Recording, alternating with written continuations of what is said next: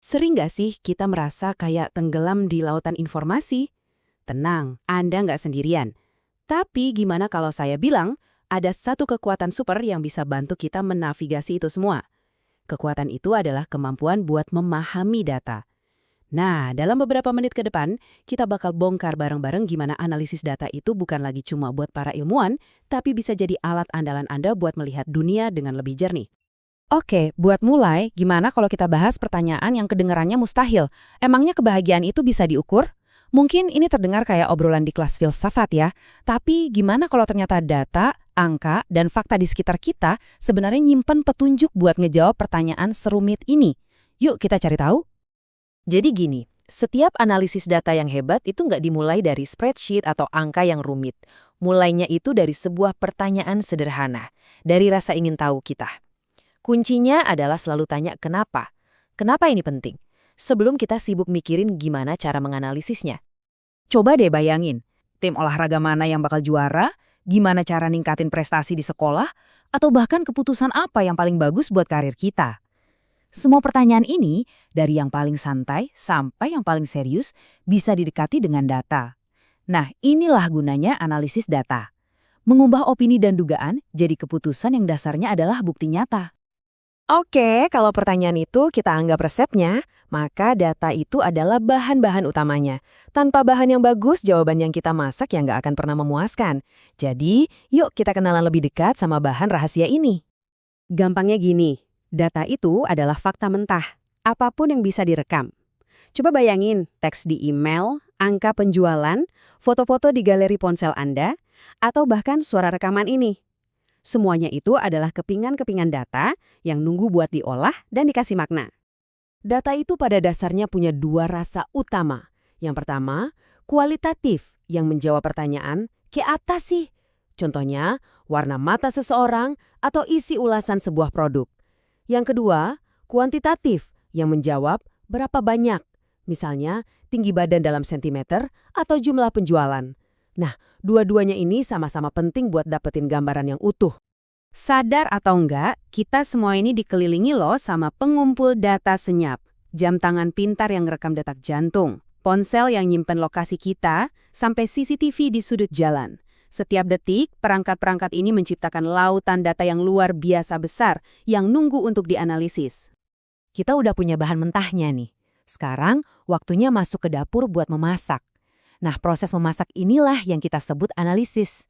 Cara kita mengubah tumpukan fakta mentah jadi wawasan yang berguna dan bisa dinikmati. Jadi, analisis data itu sebenarnya apa sih? Ini bukan sekedar ngeliatin angka loh. Ini adalah proses aktif, kayak seorang detektif, ngumpulin, ngatur, dan menginterogasi data buat nemuin pola-pola tersembunyi. Intinya, kita pakai logika buat mengungkap cerita yang ada di balik semua fakta itu. Nah, kalau analisis bantu kita nemuin apa yang terjadi, misalnya penjualan naik 20%, maka interpretasi itu menjawab pertanyaan, terus kenapa? Disinilah kita memberi makna pada pola itu. Ini langkah yang penting banget buat mengubah penemuan data jadi kesimpulan yang bisa dimengerti dan yang paling penting bisa ditindaklanjuti. Oke, teorinya cukup dulu. Yuk kita lihat contoh nyata yang mungkin pernah Anda alami. Anda perlu beli flash disk buat nyimpan data tugas selama sebulan. Masalah sederhana kan? Tapi bahkan untuk ini, sedikit analisis data bisa sangat ngebantu. Pas di toko, Anda lihat banyak banget pilihan dengan kapasitas beda-beda. Bisa aja sih asal tebak atau Anda bisa pakai analisis data super singkat buat bikin keputusan yang paling tepat. Langkah pertama, kumpulin dan atur data yang kita punya. Kita tahu rata-rata ukuran file harian kita itu 500 kilobyte. Terus kita butuh penyimpanan untuk 30 hari. Ya udah, tinggal dikalikan aja dan kita bakal dapat total kebutuhan penyimpanan kita. Dan inilah jawabannya, 15 megabyte. Angka sederhana ini adalah hasil dari analisis kita. Nah, inilah interpretasinya, wawasan yang bisa langsung kita pakai. Keputusannya sekarang jadi gampang banget. Beli flash disk apapun yang kapasitasnya di atas 15 megabyte. Selesai. Nggak ada lagi keraguan atau tebak-tebakan. Itulah kekuatan analisis data di kehidupan kita sehari-hari. Oke, kita udah paham konsepnya. Sekarang, di mana kita melakukan semua pekerjaan ini? Yuk, kita kenalan sama meja kerja digital Anda. Kenalan yuk sama spreadsheet. Aplikasi kayak Excel atau Google Sheets itu alat yang luar biasa ampuh buat analisis data.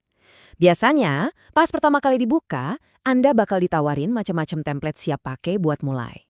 Tapi buat hari ini, kita bakal mulai dari buku kerja kosong. Jangan anggap ini halaman yang nakutin ya. Anggap aja ini kanvas kosong, tempat Anda bakal melukiskan cerita dan wawasan dari data Anda. Sebelum mulai, yuk kita tur singkat dulu di meja kerja ini.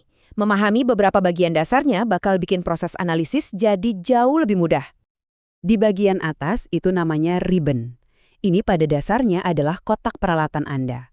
Semua fungsi, mulai dari format sederhana sampai analisis rumit, ada di sini, diatur dalam beberapa tab. Anggap aja ini pusat komando Anda. Tepat di bawahnya ada formula bar. Nah, ini penting banget. Disinilah Anda bakal nulis resep atau formula ajaib yang bakal ngelakuin semua perhitungan buat Anda.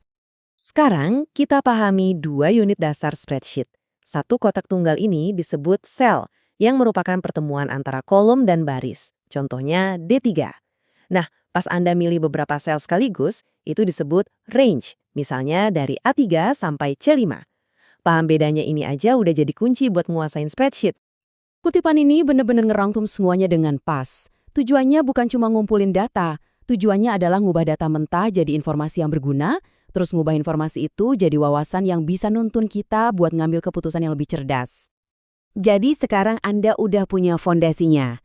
Pemahaman soal data, proses analisis, dan alat untuk memulainya. Kuncinya benar-benar udah ada di tangan Anda. Pertanyaannya sekarang adalah, dengan lautan data yang ada di sekeliling kita, rahasia apa yang akan Anda buka pertama kali?